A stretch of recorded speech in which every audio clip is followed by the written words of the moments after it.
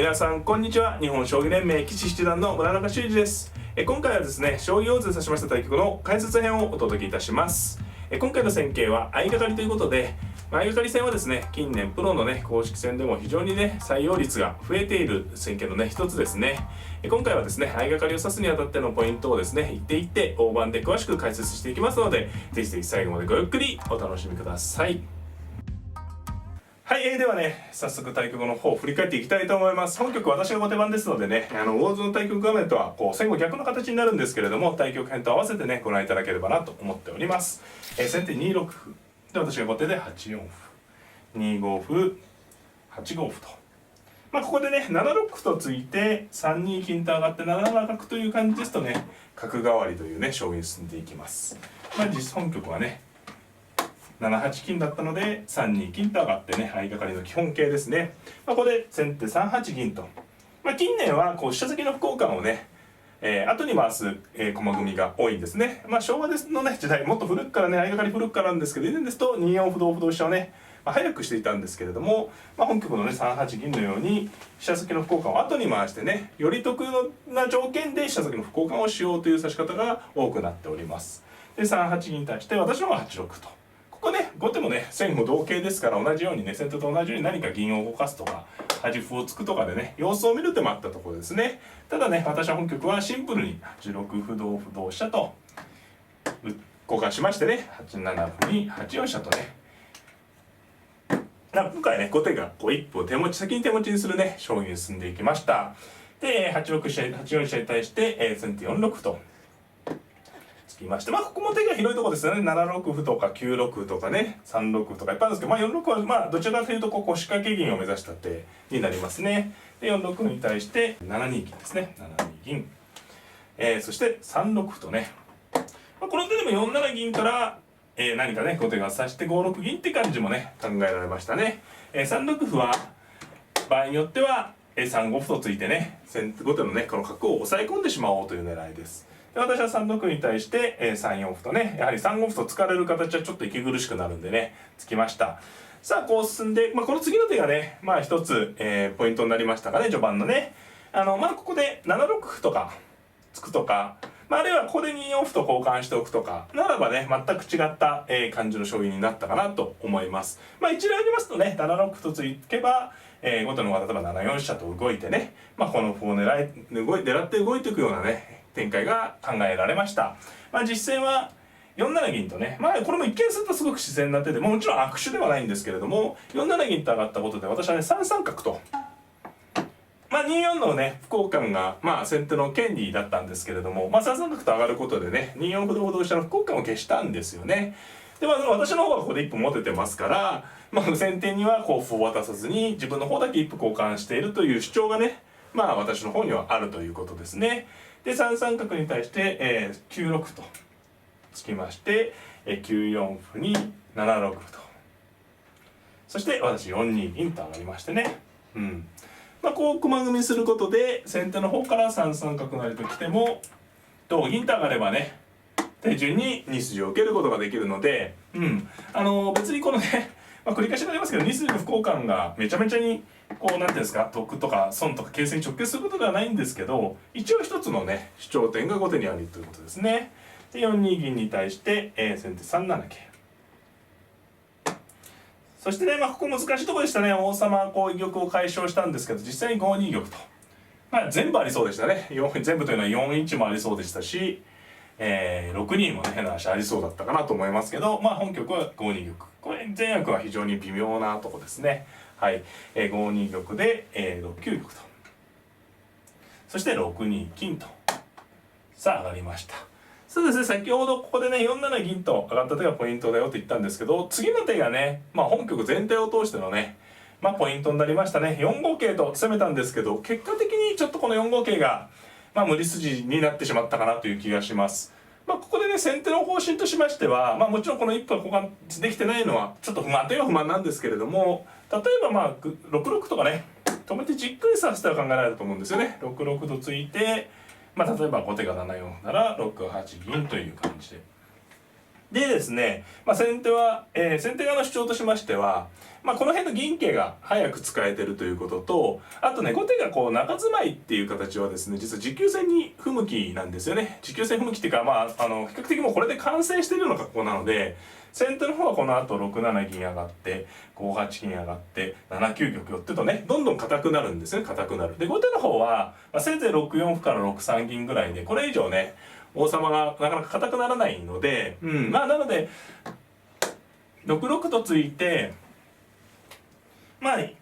中住まいというのは形勢に対して強い形なのでね、こう6六とついて持久戦にしてね、この中住まいを咎めるというわけではないですけどね、指し方もあったと思うんですよね。実戦はですね、これも一つの考え方でね、この銀と桂が後手に比べて早く進んでるのでね、それを生かしてこう4五桂でやってみたい手ではあるんですけど、この場合はねちょっと無理筋になってしまいましたね。はい、4五桂でね角をもうぶつかったので、先手私どもね8八角と交換しまして、で同銀に、次先手の番ですと6六角と、これが打てればね、無条件で打てれば香取れますから手になるんですが、4四歩とね桂取りにしながらこう6六角を緩和しました。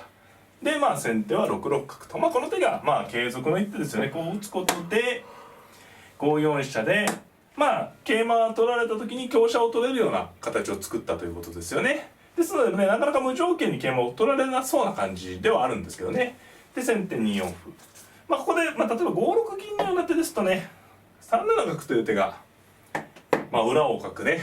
陣形の傷をつく、反撃でして、飛車を引いて4六角成手展開はね先手が困ってしまいますね。ですので実戦は2四歩同歩同飛車と走りましてね、この時にね、ちょっと上級者向けの受けですけど、2二歩という受け方も実はありました。これちょっと変わった手に見えるんですけど、ここに受けることによって4五歩とね取りやすくなるんですね。ここを受けると香車を取りにくくなるんでね、2二歩もあったと思います。ただ2三歩でも不満はあまりないところですね。でこれで飛車のね横でこう3四飛車と取って、これで手になればね先手もいいんですけど、4三銀と立たれてね、これはどうですかね。ちょっとね、3五飛車には例えば3七角とかね、ちょっと手にならなそうな感じですよね。やはり香車を取るとか、2二歩と打っても3四歩と打てばね、こう打っても3四歩と打てば手にならないですよね。ちょっと飛車角が近すぎてね、なのでちょっと3四飛車と取れないということで、実戦は2七飛車とね、ただこれは3七角を消しながらね好位置な、飛車引きです。さあここですよね。ここで、先手としてはね桂馬を取ってくれば1一角成と香車を取って、これ先手の理想図がきますね。でこれ5七飛車成となって竜ができそうですけど、そうするとねこれ今取った香車を、5八香という感じで、これはねもう完全に先手の罠にはまっちゃいますね。ということでね、これで5八香と打たれると、竜が捕まってしまってね、次2一馬が非常に厳しい点になるのでね、これは先手がねもううまくいってしまいますね。一見こう桂を取ってね勢いよく飛車が成れるんですけどね、これは失敗に終わってしまいます。こういう時はね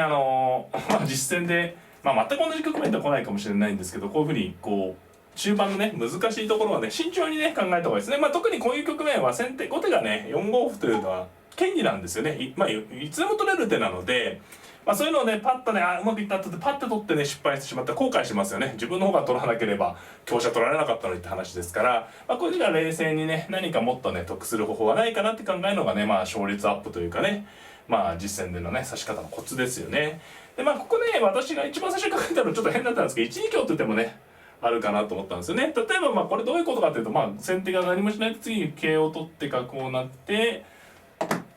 飛車が成ればねこの時に香車が打たれないという、非常にシンプルな理屈ですね。これ竜ができてるから、ただ1二香ってやったとしてもですね、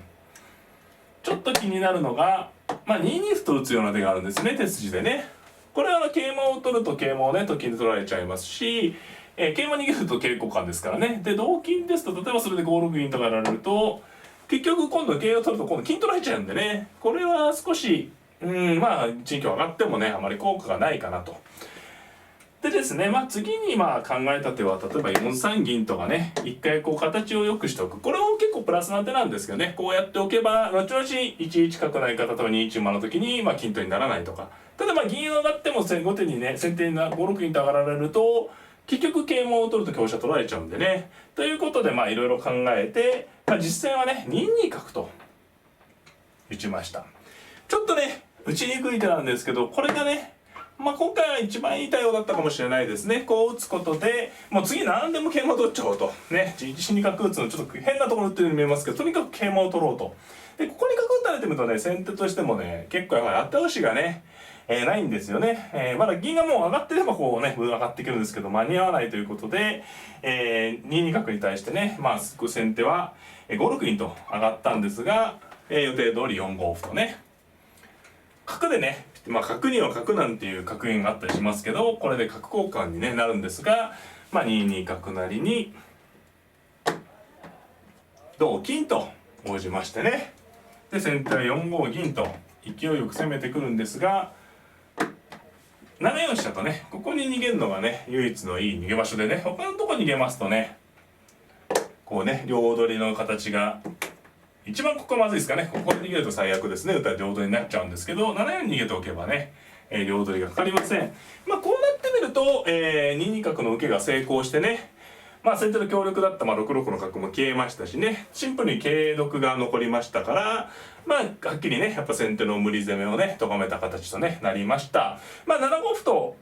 ついてね同飛車なら角打つような手も見えますが、7五歩とついてくればそこで8四飛車と寄れば今度はね6六角は両取りにならないというね、仕組みになっております。ですのでねどうやってもこの金と飛車の両取りは先手としてはかけれない状況ですね。ですので実戦は8二角と、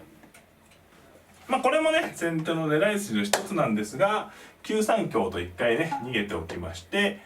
まあ、8一角成とね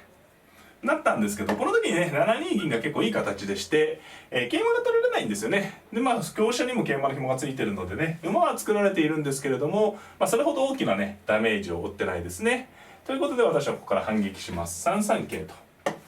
まあ銀が取れると大きいですから5六銀なんですが3五歩と、まあこの2手でね飛車がかなり楽になりましたね。まあ、これを同歩と取れば3六角で、まあこれは気持ちいいですね。一発で決着になります。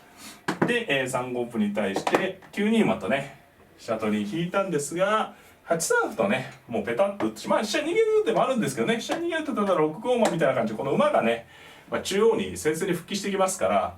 まあ檻に入れるわけではないですけどね、8三歩と打ってしまって、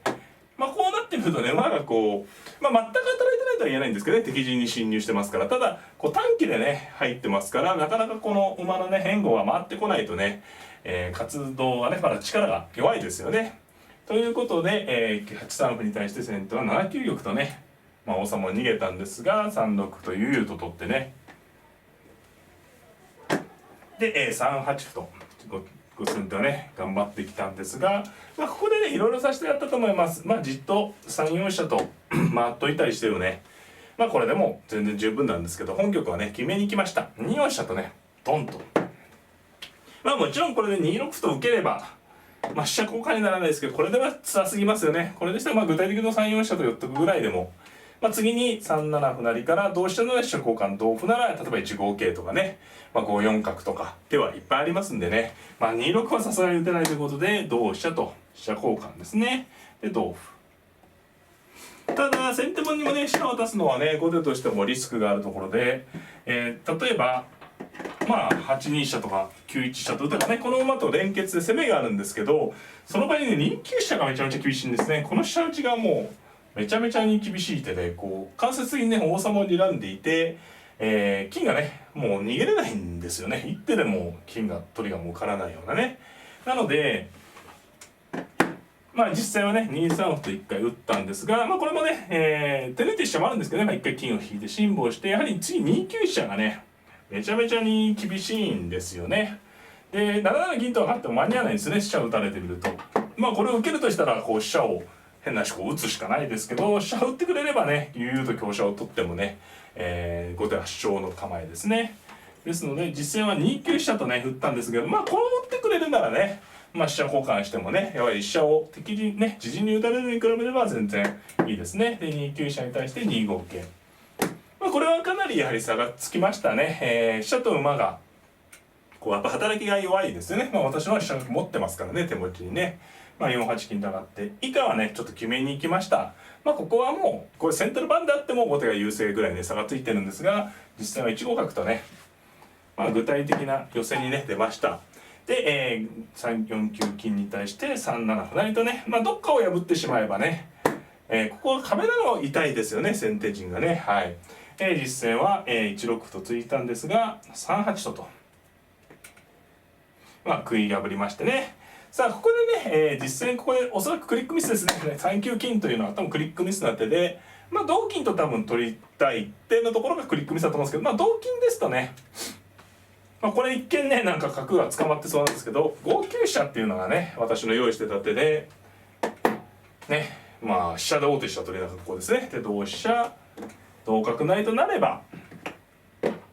どうですかね。これも結構はっきり、してますね。7七銀と上がればすぐに詰むことはないですけれども、8五桂と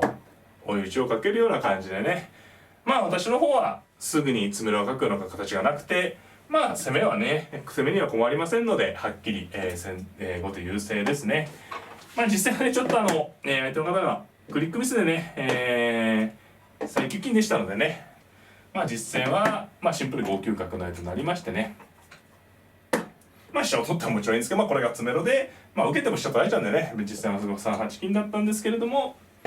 6九飛車とね、最後はちょっと、クリックミスの感じでね、終局は近づきましたけど、形勢にはね大きく差がなく、後手がね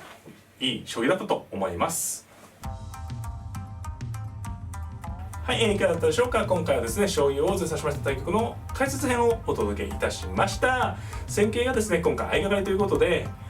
将棋観戦をよくされる方、将棋ファンの方はですね近年本当にね相掛かり戦よく見るなってね思われてる方も多いんじゃないですかね。プロ棋戦ではね本当に、トップ棋士がね相掛かりをこぞって、採用しておりまして、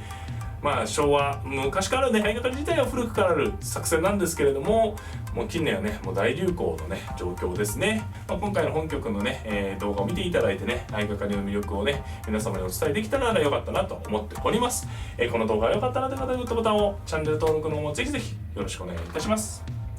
それではまた、さようなら。